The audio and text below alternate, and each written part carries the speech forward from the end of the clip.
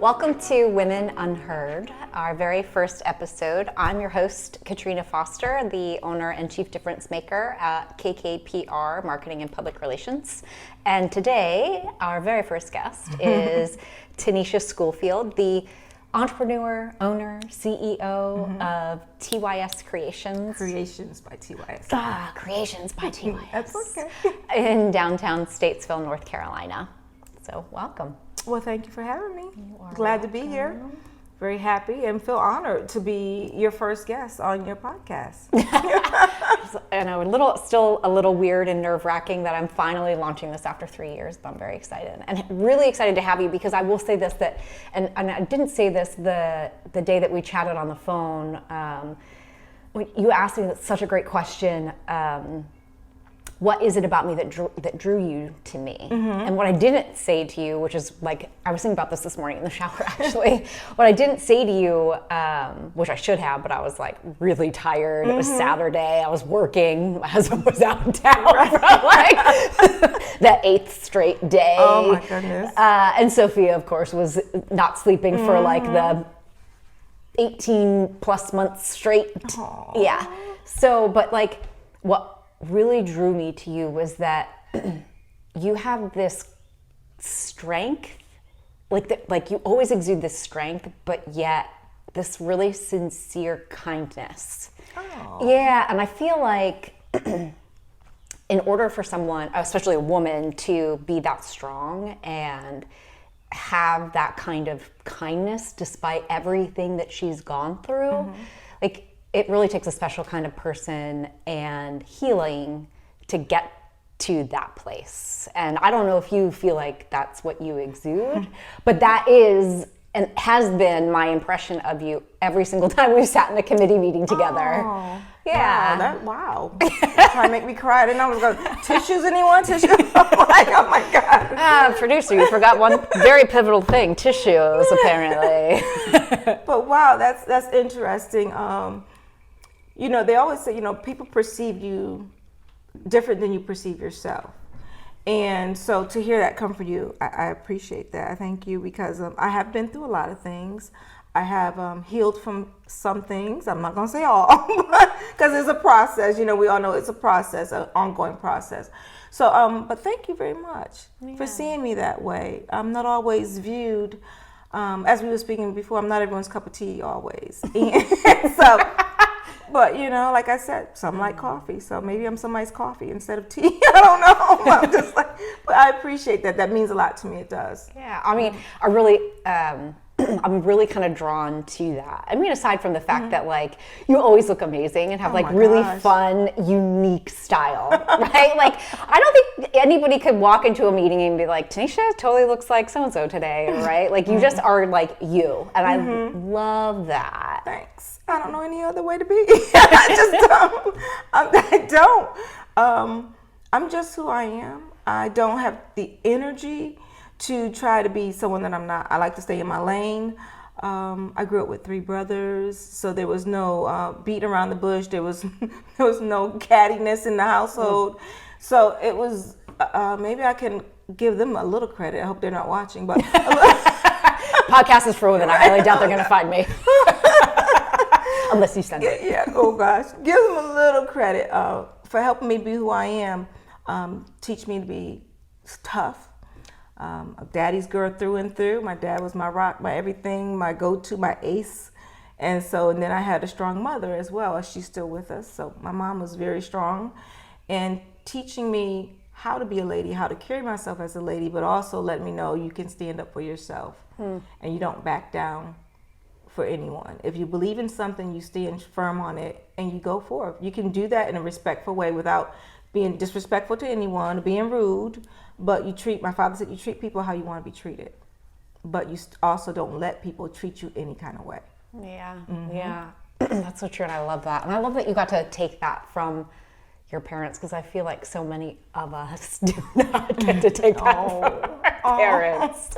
But like I think in either way though, like I mean, you turned out amazing. I turned out pretty okay, I think. Yeah, you're doing great. And I think that then shapes how we raise our own kids, right? It does. Yeah. It does. We learn. My mother always said, you can learn. My father said you can learn from anyone, and my mother said learn from my mistakes, is what she told me. Like when your child, when Sophia gets grown, or gets older, there's gonna be things that you thought you had aced, and she's gonna come back and you're gonna be like, what? 'Cause trust me, I know my kids are 31 and 27, and I'm like, when did that happen or what? Oh, okay. But I have to respect that their view of it was that way, and all I can do is tell them anything that your father and I did, we did it out of love. We may not get everything right, but whatever it was done out of love. But nobody's perfect. Now that they have children of their own, I get to sit back and say, yay! I get to sit back and watch it. And that's so funny because I feel like my mom is probably going to do the same thing because my mom and I have had a very strained relationship, very broken, very all the things. And I would say just very recently, things are starting to head in a different direction. And I feel like she is just going to love sitting back and be like, how fun is that? Because already she sees that, my daughter is a mini version of me as a grown-up, which is terrifying since she's only 19 months old. Oh, yeah, and their personalities don't change. When they're born, my girls were born with the personality they currently have. They look just alike. They're 3.5 years apart, but they're total opposites. Oh God, girlfriend is gonna rule the world then. Oh man. So I feel like you have had such an incredible life to this point, and like the things that you've experienced both personally and professionally, and you have like you really have been through it, right? Like every piece of it, not just like, I went through it personally, or I had a little personal stripe. You had like mound on mound on both ends, and that's also why I think like it is incredible to me that you are still have this like kindness about you, because I feel like it could have been so easy for you to become like hard and tough, and I've just always gotten like the sweet, kind, fun Tanisha. Oh, there's another side. There is another side. But no, I've learned with age, I'll be 53 in May, and I have learned with age that there's a time and place for things. Now, when I was young, I was a spitfire. Like I said, I grew up with 3 brothers. So I've learned to temper things, and that everything that needs to be said or that I want to say doesn't need to be said right now. So I'll sit back and I'll do more observing than I will talking. But when I want to be heard, you will hear me. And so, but I have learned, and through all the things that I've been through, that, like I said before, I will stand my ground. I will respect others' opinions and their views, because one's perspective is one's reality. So if you perceive it that way, then that's how you view it. I'm not here to try to convince you to see it my way. We can agree to disagree, and that's okay. So if I'm not here to try to convince you to see it my way, then don't do that to me. Try to make me see it your way, because we're all unique and we're all different. And so people handle things in different ways. There's been many times when I've been down, low down, from all the stuff that I've been through medically, through business-wise and things like that, through work experiences and things.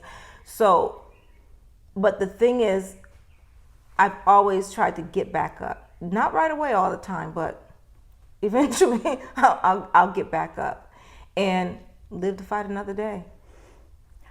First of all, I cannot believe you're 53. That really just blows my mind, honestly. Yeah. Because when I look in the mirror, I'm like, oh God, today I definitely look at least my age or older.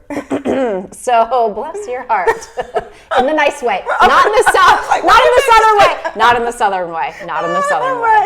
Like, those of us are from the north, like, I feel like bless your heart is such a lovely thing to say. When I first came down, I thought, that's so nice. And then you hear what comes after. I was like, oh my God, wow. Yes, my aunt is from here. She married my mother's brother, and when we were moving down here, she's like, be careful of the phrase, bless your heart. I was like, oh, well, I think it's such a sweet saying. How can it have such a terrible connotation? Yeah, you listen and you're like, what the heck did you say? Oh, okay. Yeah. So why don't we talk a little bit about like what your experience was in the corporate world? Because I think that your story, even though it's, I don't know, 20, 30 years old, because I'm terrible at math since I'm creative, but I feel like that is still so relevant in today. And there's so many layers to what you went through. Well, I was 18, graduated high school, went to travel school in Florida, came back, worked for briefly for a tour agency. Found out that I am not the type of person that can sit at a desk all day. It goes through me. I have to be moving, active, or something. Now that I sit and I create while I'm sitting, but to be on the phone and at a desk back then, it was just like, no, this is not working for me. So I had put in applications at the airport, and I was hired by a major airline industry at Windsor, Connecticut, in Connecticut, the airport there. And so little did I know, I didn't realize at the time that I was the first Black female that was hired for that company at that time, because they had just had a major merger. And so therefore it was a new name, and I was the first Black female at the age of 18. And coming into that world, I was a baby. They even like kind of called me the baby, because I was young. I was only 18. I'm just like, okay, whatever. But they quickly found that the baby wasn't so babyish. So it was a big, a drastic awakening for me. I come from, like I said, 3 brothers, 2-parent household until around the age of 8 or 9 or something. My parents separated then. But father was always in the picture, like I said, I'm daddy's girl through and through, heart. But so I had the tenacity in me to stand my ground. So the things that I went through were like, for instance, dress code. The uniforms were a specific color, and you were supposed to wear nude or navy blue stockings. So I would wear coffee stockings, because if you can tell, I am a Black female. But, just to Really? say, yeah, my skin is a little different. A little flavor there. But, so the dress code was nude and navy blue stockings. And I was like, okay, so when I wore my coffee stockings, they had an issue with it. They would call me into the office to write me up. And I was like, well, I'm being written up for. Well, you're out of dress code. I'm like, where? And they said, your stockings. I said, you do realize if I wear nude stockings in here, that it's going to look like I got white stockings on? Then you really want to write me up? And they were like, what? They didn't understand. They didn't know how to handle me, in a sense. I don't want to say handle me, but well, I mean, yeah, pretty much. I guess that's the only way to say it, right? So they were unfamiliar with Black people, I guess, just say it is what it is, Yeah, because it's all white men. Yeah, And so I did have one supervisor who was like, yeah, she can't wear that color stocking. This is her nude color, the coffee. I would wear navy blue sometimes, but if I didn't have navy blue, I'd put my coffee stockings. That's my skin tone. And so nude is really supposed to be like your skin tone. So that was one thing that they tried to write me up with. So that didn't stick. So they were like, okay, well, then let me go. Yeah, what else is going on? They couldn't get me on my performance because I knew my job and I knew it well and I did it well. They would even ask me to like train other new people coming in, help out here, help out there. Okay, no problem. I loved my job. I loved what I did. And so then it got to the point, and this was when I was on the inside, because I originally started on the ramp, working in the ramp, loading the planes and things like that. And I was a tiny little something. I was tiny. One of the girls, I had posted something on social media, and one of them was laughing. It's like, yeah, remember you used to have that big Parker on? I was like, yeah, it was a little big something. But I held my own, the guys on the ramp, they would test the women out there, see if they was going to be like, oh, I need help. But I never did. And then it was like, oh, okay, she got it. She's all right. Then they would be willing to help you when you proved yourself, So, a little hazing of the, Didn't know I was a tomboy through and through a group. I have 3 brothers. I had a choice but to be a tomboy. Yeah. My mother wanted this girly girl. I was the only girl. I was like, She wanted me in pink and flowers. I was cringing. I'm like, oh no. So that was a disappointment to her, obviously. But she got over it. She was all right. So, but it made me flexible though. I can put on a pair of Timberlands and jeans or sneakers, or I could dress up and be fancy if I want to. But with the airline, so they didn't get me on the color of the stockings. So then it came down to, back then, like I said, I was 18, I was young. Hairstyles, you've seen me in several different hairstyles. Today and then tomorrow is different, and then the day after is different. So they were shocked when I came in with braids. It was these fat braids that not plaits, but they're braids, and I would have them up in a hairdo or they'd be hanging down. And so they called me in the office once again, and they said to me, "You're out of dress code." And I said, "Well, where?" They said, "Your hair." I said, "How's my hair a problem?"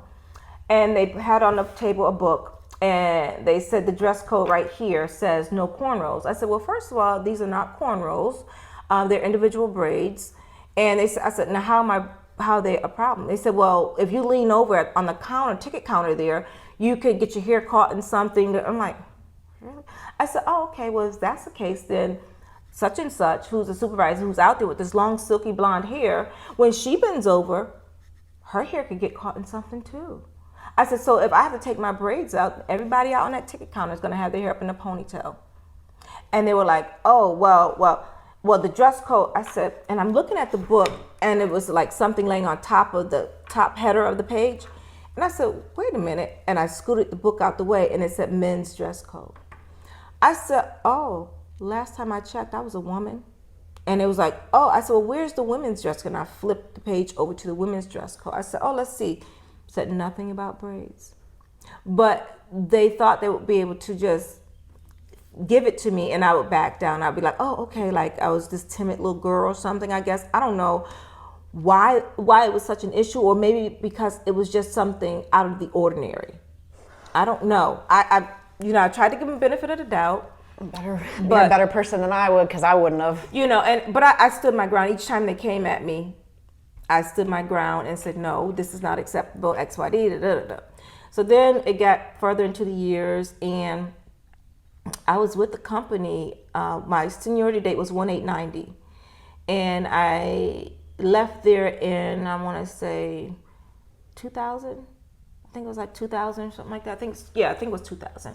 So 1/8/90 to like 2000, because we moved down here in 2001. Yeah. So it got to the point there was a specific supervisor who was known to do some underhanded stuff to other people, and then if you reported it, she would retaliate. So it was one night we're in her office, and she was talking, me and another person was in the office, and she says, "Oh yeah, Tish and I are so close that I could even call her the N-word and she'd be okay with it." And I said, "What?" And by this time, I had started going back to church, trying to get closer to God. And she's so blessed. That you didn't kill her in that moment? She's so blessed that I had tried to, trying to change things. By now I had kids and trying to get on, do a little better than what I was doing. But not that I was bad, but You're young. Yes, You're young and feisty and everything. And I said, "What did you just say?" And she was like, she turned beet red, and she was like, I said, "No, you cannot. Don't you ever fix your mouth to say something like that to me again." And I was really shocked and taken back, like, "Are you serious?" So needless to say, I reported it, and then it got taken to HR, of course, and then I pressed charges with the what is the board of Connecticut? I can't think of the name of it right now, but it's a place you go to outside of the company, and to report the job company. I can't think of what it's called right now. Labor and board and labor and industry board or something like that. Yeah. Right? Yeah. So I went there and reported, made a claim and everything, and they brought claim against it. And it was asking me, "What do you want done?" What? And me thinking, it's a word. It's a derogatory word. I don't like the word, of course, but I could have asked for a job, but I didn't. I said she should at least be suspended. So eventually they suspended her. She had a few weeks off or whatever, and then she came back. But she came back still in management position. No, she was no longer a supervisor, but she was on the union board. So they demoted her from being a supervisor, and but she was still part of the union. So how am I gonna go to the union for help if she's on the board? Yeah. So needless to say, I was dealing with some medical issues as well, trying to figure out what was going on with my body. I would injure my leg or something at work, like a bag hit me or something. and it'd be a bruise. And I'm like, have to go to OJI, for the on-job injury and go there for therapy and stuff. And where it would take somebody maybe 2 weeks to heal, I wasn't healing. And I'm like, what is going on? I didn't know what was going on with my body. I was exhausted. I've never been lazy. I've always been a worker. That was who I was. My dad taught me work ethics. You work for what you want in life, and you keep going. That's what we do. And so I was just like, what is going on? I'm extremely tired. So going on, find out that I had fibromyalgia. I was dealing with migraines, I had endometriosis, cystic ovaries. All the things. Everything was hodgepodge, and it was just like a ball hit me. And so that's why with fibromyalgia, your body doesn't heal the same way as your nerve endings react different than others. They're more sensitive, and it takes you longer to heal. So that's what was happening with me there. So they were like thinking I was faking it or something like that, but I wasn't. So I was told that I could do FMLA. I said, I can do that for medical issues. I had taken it for my pregnancies each time, but by then I had 2 pregnancies, and I ended up having a miscarriage as well.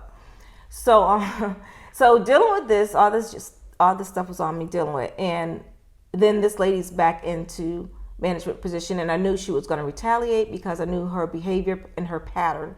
So that's what she did. She went in. I had my doctors fill out my paperwork and everything for my FMLA. And the secretary told me whenever I call in sick, if it's for one of my medical issues, just say that's what it's for, and the FMLA will cover me, and I will be safe. My job will be secure. So that's what I did. If I had an episode, if I had a cyst that ruptured and I can't get off the freaking floor, I can't get to work. I lived like 30 minutes away from my job. So if anyone's ever dealt with cystic ovaries, it's vicious. All of this is amazing to me, that the person that you were having the most trouble with was another woman. Mm-hmm. Right? Like, to me, that's like the most heartbreaking, because if anybody was going to understand, what it's like to have, anything going on from a female perspective with your body, like, she should have really been able to identify and sympathize and have your back, right? Yeah, you would think, but when you're dealing with selfish people, or vindictive people, it's a different story. They don't care about anyone but themselves, and they want to retaliate. They want to get even, and it's sad. It's sad, and truthfully, I hated her. When I was terminated because she went in and she changed my paperwork. She had did white out onto my paperwork, on my dates and things. I had the original paperwork, but it's just long craziness. But so she got into my files and she took some things out and played with some things, and they ended up terminating me due to medical issues. My medical issues came because of absences. Which is illegal. Yeah, but because I had the FMLA, and they said that, it didn't cover it because they were saying that my absences were not related to my medical issues, and that my FMLA didn't cover it. When I'm like, yeah, it did. It was covered because I was sick. I'd be having a surgery or something like that. But no, because she got in and she played with paperwork. I even went to the union board. But like I said, how can you have the union fight for you when she's on the board? That's like if I'm complaining to the union about this individual, but yet she's one of the representatives for our station, how am I going to be heard? Yeah. I'm not. That's so crazy. And I wasn't. I even went so far as hiring an attorney, and I think some underhanded things went on there, but I can't prove it. So I ended up losing my job, which was my career, and I ended up feeling like I was a failure. I felt like I didn't have a college degree because I went from high school to travel school into the industry. And then life happens. I had my first child at 21, and then 3.5 years later, my second one, and then like 3 years later, the miscarriage. And so, you always say, I'll go to college. I have plenty of time to go to college and things, but I never did. So at this point, I felt stagnated, and I felt like, what am I supposed to do now? So it was a big, that set me back for a bit. Yeah. It was a big letdown, disappointment, fear. and our children were very young then, so it was hard. It was really hard. Yeah, I mean, because that wasn't terribly long ago. Yeah, right? So that is a lot to have gone through. And like, I can't even imagine like what you even must have been battling with the healthcare system at that time. Right. You know, like just getting the doctors. I feel like even today, like especially as a woman, I can't even imagine as a woman of color what it's like trying to be heard by a doctor, right? Because and I feel a little stifled that my husband is our producer and that he's sitting in the room, but just male doctors do not listen. They do not listen. I ended up going to Brigham and Women's Hospital in Boston. I was treated by a very well-known doctor there, Brigham and Women's Hospital. It was a female, of course, because it's a women's hospital. My dad is the one who told me, you need to go to Brigham and Women's Hospital in Boston where they specialize in women's care. And when I went there, what I found out is that the endometriosis that I had, she explained to me that some people have larger lesions and have less pain, but she's found that those who have smaller lesions have more pain. It just depends on, I guess, the individual, the person. She ended up putting me on Lupron depot shots.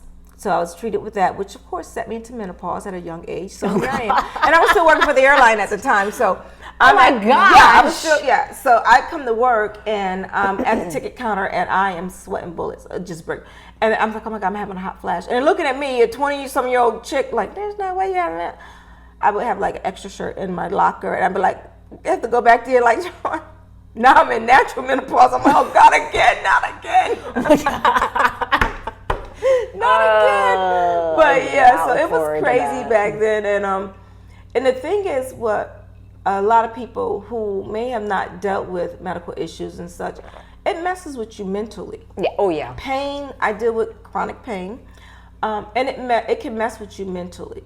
And then on top of it, if you have past issues from childhood or traumas that you haven't dealt with, they just pop up, just spring up like.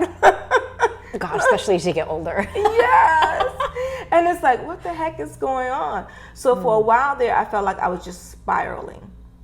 And it was vicious. We decided to relocate here to North Carolina in 2001. I actually was trying to get back after surgery, after the miscarriage, and after losing the job.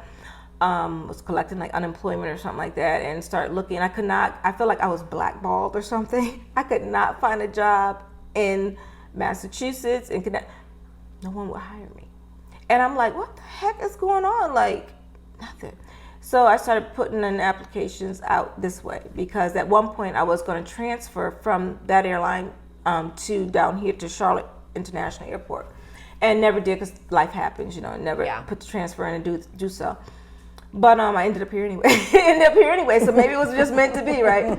So I ended up coming down for an interview with 2 companies. One hired me on the spot.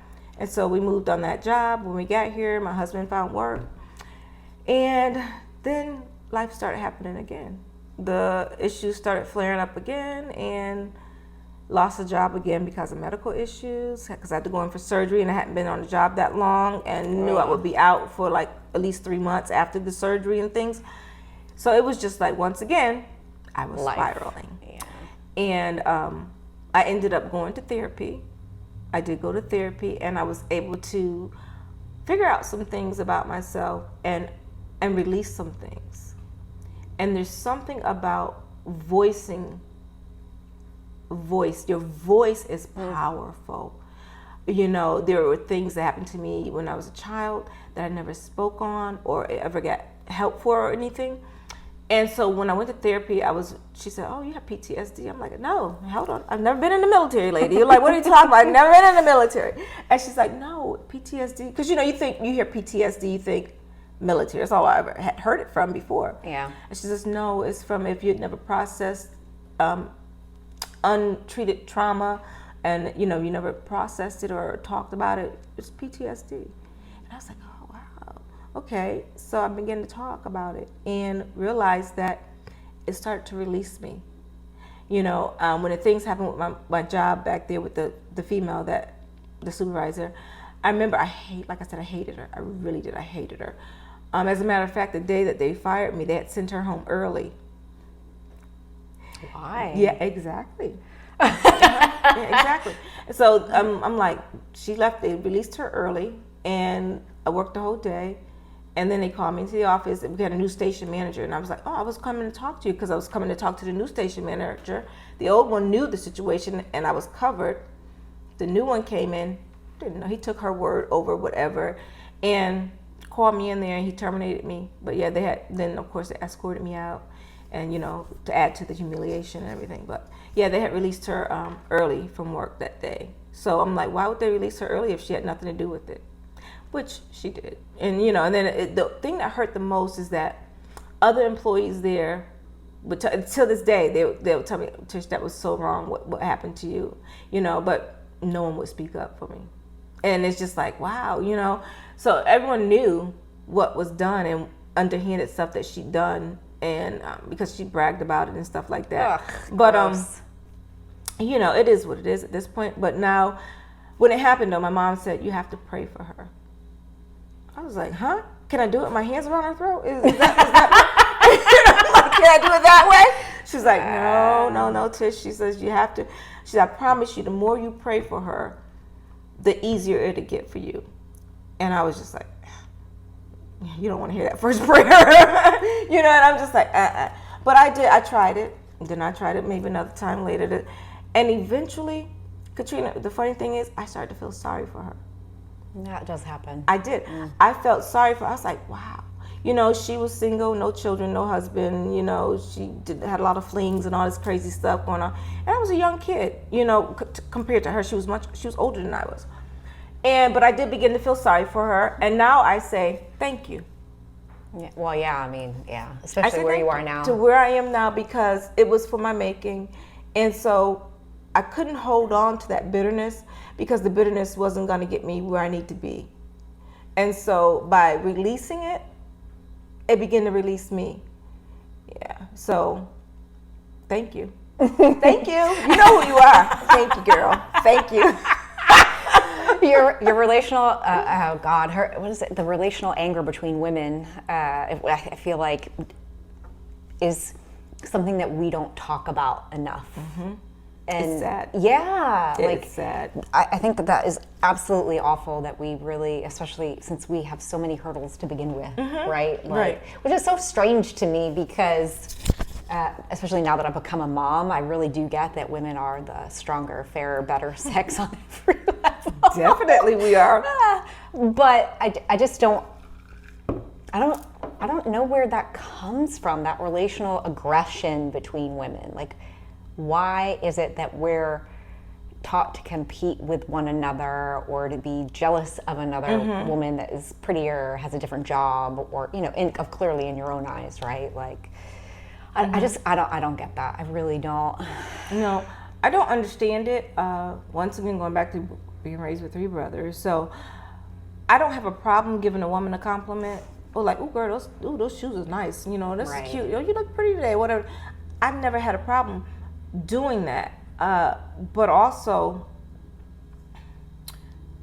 I guess I give credit to my mom to let me be comfortable in my own skin. Because, and my dad as well, because my dad, like I said, he was my go-to, my rock, my ace. And so when something would trouble me, I could go to him. And I can remember crying to him one day. We were driving down State Street in Springfield, and from Springfield, Massachusetts. Hey, Springfield, hey, Phil, the Phil from the Phil. It was shout out, ABE. No, I'm just joking.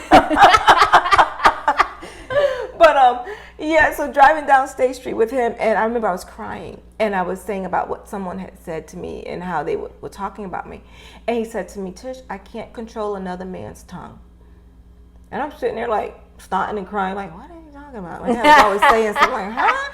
And then it clicked. I'm like, oh. But he was pretty much letting me know I can't control what other people say. But that doesn't mean I feel that way about you, or, because my dad never, like I said, I was his baby, spoiled. So he was explaining to me that he couldn't control or stop people from talking. What they're going to say, but it's what you believe, right? And what you believe about yourself. And so, and a lot of times we struggle with that as women ourselves. Feel like we're not complete, feel like we have not done enough. When in reality, we've done a whole bunch of crap, to keep the ball rolling, to keep things moving.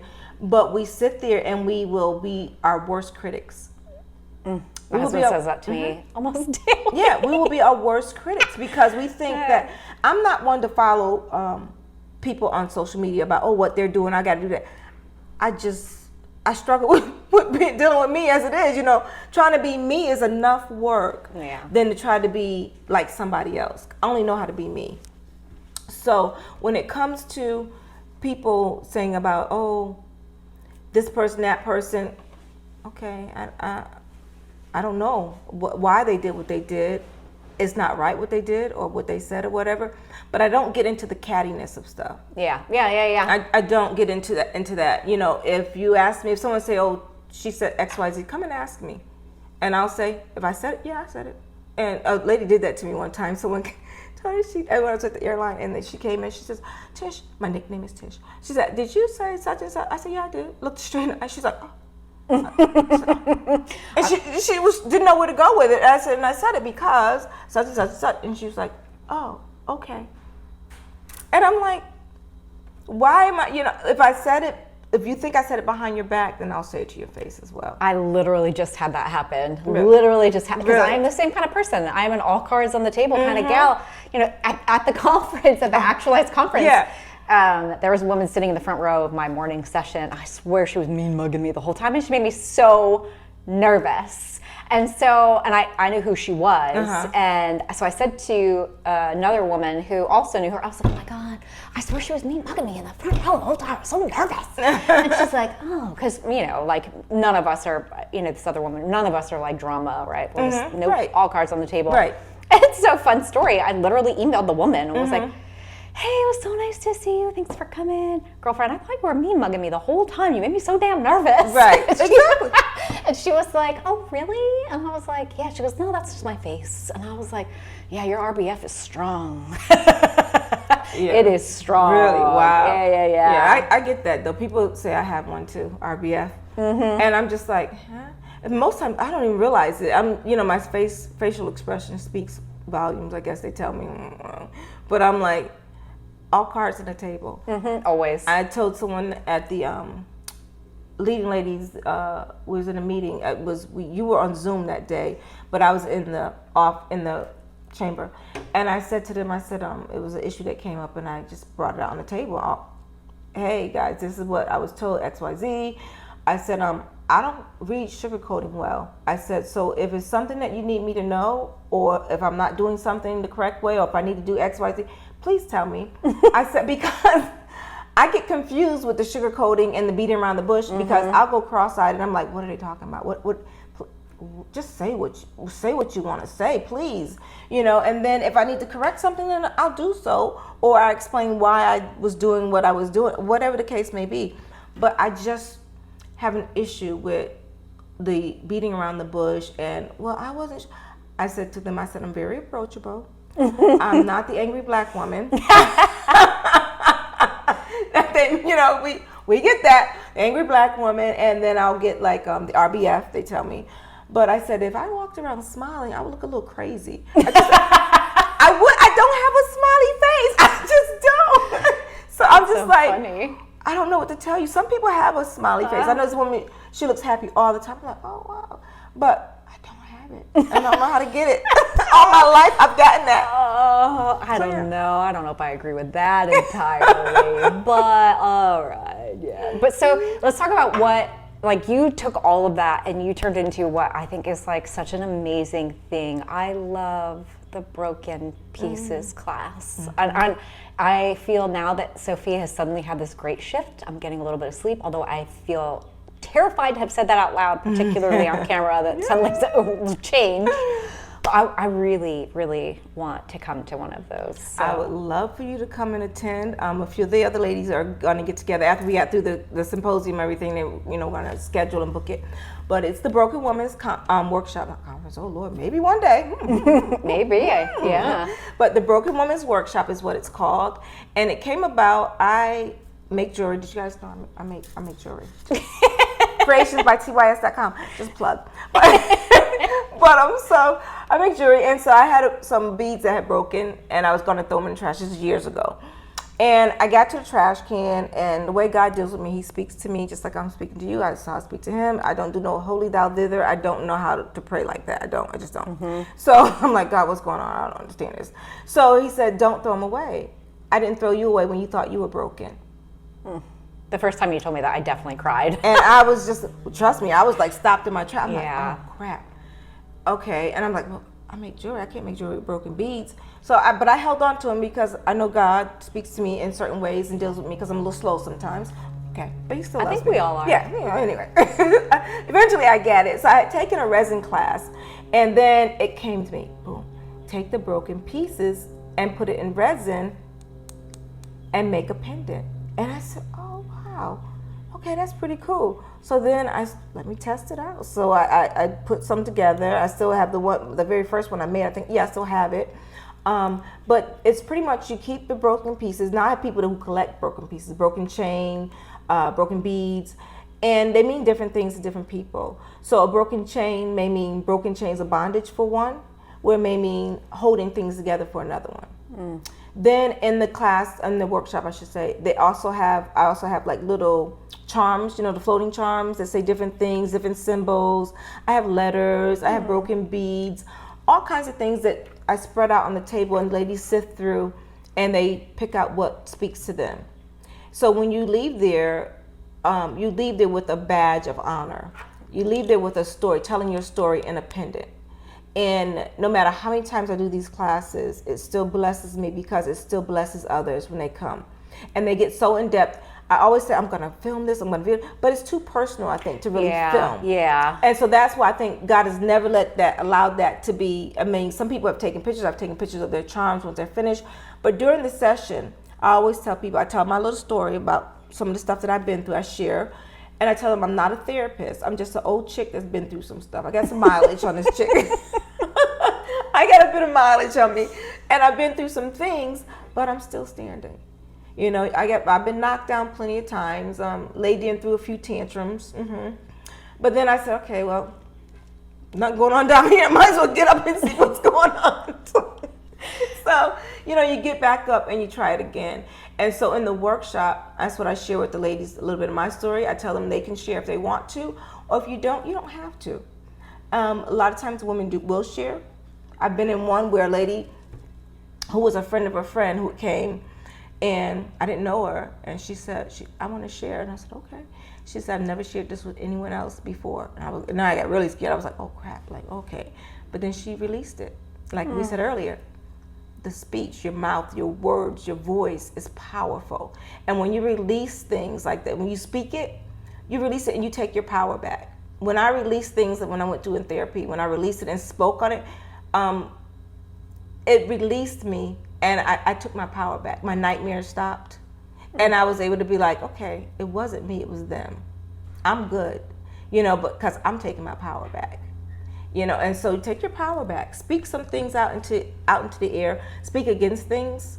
Because death and life is in the power of your tongue. So wow. You have to speak things into existence and be positive, like we did at the conference, all the positive affirmations and things like that was beautiful. It really was. And sometimes people need to see it and speak it to see that there is a way out. So the women's workshop is a great avenue that I enjoy. Each time I do it, I enjoy it. Now, do you do them every month or? I do them on demand. I'm trying to think, what word is it? Do them on demand because I would put them out there on my schedule, on my calendar, and no one would sign up. So I realized that it wasn't lining up with their schedule. So I would tell people it's on demand. So you call me when you want to do a workshop, and then I'll see if it's available with my schedule, and then we go from there. I've done birthday parties. I've done women just getting together. I've done just because, That, so and it's pretty cool because, and they all leave so proud of their little pendant. Yeah, I'm definitely, I'm going to message some of the other ladies that I know you said we're going to do it. And I think I definitely want to do a class. Yeah, I look forward to it, Well, I think that's just about all the time we might have for today. So I just want to ask one question. So I think you probably have already said this, and this may be what you're going to say, but I want to give you the opportunity to tell me and our listeners, all 5 of them for right now, what is the one thing that you want women to take away from your story? To know that no matter how many times you've been knocked down, no matter what people may say about you, know that you still have power. You have power in your voice. You have power in your strength. You are stronger than you believe you are, but you have to get back up. And that the strength is in the get up. I had a friend tell me that, why people keep telling me I'm strong? I said, because the strength is in the get up. It takes nothing to get knocked down and stay down, but to get back up, that takes strength. Because you're getting up with embarrassment sometimes on you. You're getting up with shame, disappointment, frustration. There's a lot on your back, worry. And my favorite scripture is, God has not given us a spirit of fear, but a power of love and of a sound mind. Because fear can be a mindset. And if you get stuck in that, you got to come out of it and know that anything really is possible, but you got to push. You got to push. And it's not always I'm saying it like it's not easy. It's not always easy, because I've been in deep depression, sitting on the couch, like crazy thoughts and everything. I've been there. But to come out of it, I know I don't want to go back there. Yeah. I don't. And so God has given me this gift that I never knew I had, making jewelry and the Broken Women's Workshop and stuff. Never knew I had that. But it was because I pushed. So I promise you, if you push and you decide, I'm not going to stay down, I'm going to get back up in spite of what people may say about you, in spite of what it may look like, even in spite of what it feels like. Because like I said, I deal with chronic pain on a daily basis. The pain level is never below a 5. But I refuse to let pain dictate me living my life. I feel like if I'm going to be in pain, I might as well be doing something I enjoy, right? If I'm sitting at home in pain, what good is it going to do me? So I'll push. I'm a master of masks. I would not have known that. I would not have known that. Yeah, over 23 years, 24 years or so. But you learn to maneuver through. Yeah. And you push. My kids were young. I had no choice, and so now I've learned to listen to my body better nowadays, and when I need to rest, I rest. So some days you may not see me for a while because I had a flare or something like that, but it's okay. It's okay. And you're like, okay. I'm always happy because you didn't make me hurt. You didn't give me my mother's always, you never tell me when you're hurting. Mom, you can't stop. Yeah, what are you going to do about it? You can't do it. So what I'm going to do, make you miserable by keep telling you I'm hurt? That's not going to get me anywhere. It's not going to help anyone else. And no need to be mad at you because I'm in pain. That's like drinking poison expecting the other person to die. Oh, I love that saying. That saying is so true. Yeah, it's like, I'm going to drink this, but you're going to die. And you fall, like, really? So I have learned to try to have a positive attitude about it in spite of what it is, in spite of what it looks like, feels like, in spite of what people may say. You can get back up and you just live your life. We're only here for a short time. Yeah. Love your loved ones, love your children, and children grow fast. And I have like 5 grandbabies and 1 on the way. Oh God. Yeah, and before you know it, Sophia's gonna be like, "Hey, Mom, you want to keep my kid?" God, but by the time that happens, I'm gonna be like 80, or at least I better be 80. There you go. Oh gosh, Tanisha, thank you so much for sharing your story. You're welcome. I really, really appreciate it. And I'm going to link all of your social media and your website in the podcast, description on the website, so that people know how to find you and take your class and reach out. Awesome. Thank you I've so enjoyed much. it. I really enjoy you, Katrina. Always so stylish. Yeah, you are. I knew you were a Spitfire from the first time I met you. I was like, I'm going to sit back. I'm not going to say, hey, she's firing them off down there at the end of the table. I'm like, oh, boy. All right, then I'm always the diva of the group. I don't know how that No, happens. you're fine. No, but you're never like disrespectful, and you're never mean. You're just like, I get you because you're straightforward, and I like that. I'm like, okay, I know I can deal with her because I know where she's coming from. Yep. You're telling me exactly what you want and what you don't want, what you like and what you don't like. Cool. We can move. We can work with that. It's the ones that's like, well, maybe. I think if you, I'm like, oh, God, make up your mind. Just say it. Yeah. Me. So, Just be blunt. Yeah, that's all I know how to deal with. Mm. Well, thank you for having me. You are welcome. I look forward to maybe another episode together a little later on. I got some stuff. I know. Ooh. Okay. Well, cheers to that. Woo! They better be ready for that one. Thanks for listening.